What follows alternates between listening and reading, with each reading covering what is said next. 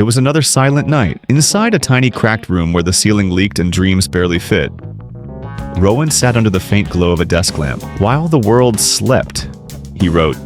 His hands were tired, his eyes heavy, but his heart refused to rest. He believed in one thing, that even the smallest spark, if protected, can one day light the world. People said he had talent. They called him gifted. But Rowan knew the truth. Talent means nothing without consistency.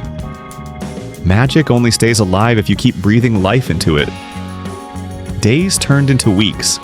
The trash bin overflowed with failed pages, but his notebook slowly began to fill with better words, stronger thoughts. Each morning, he wrote again. Each night, he refused to quit.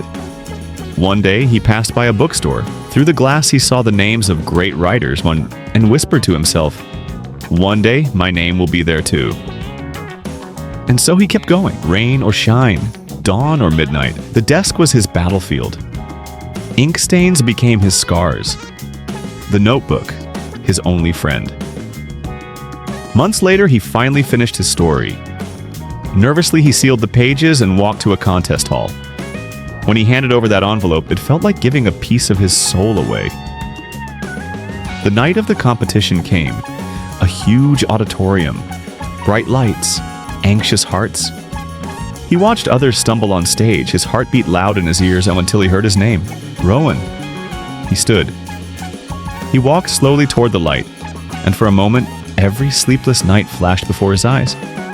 Every crumpled page got every drop of doubt. Then he began to read, and the hall fell silent. His voice trembled at first, then grew steady, as if his words carried the weight of every failure he had turned into strength. When he finished, the room erupted in applause. They handed him the winner's certificate. But his real victory wasn't the award. It was the fire he never let die. On that stage, Rowan raised his notebook and said softly, "Talent fades without consistency." And as he walked out into the night, the city lights reflected on his face, each one like a tiny spark of hope. Because sometimes, success doesn't come from what you're born with, and it comes from what you refuse to give up on.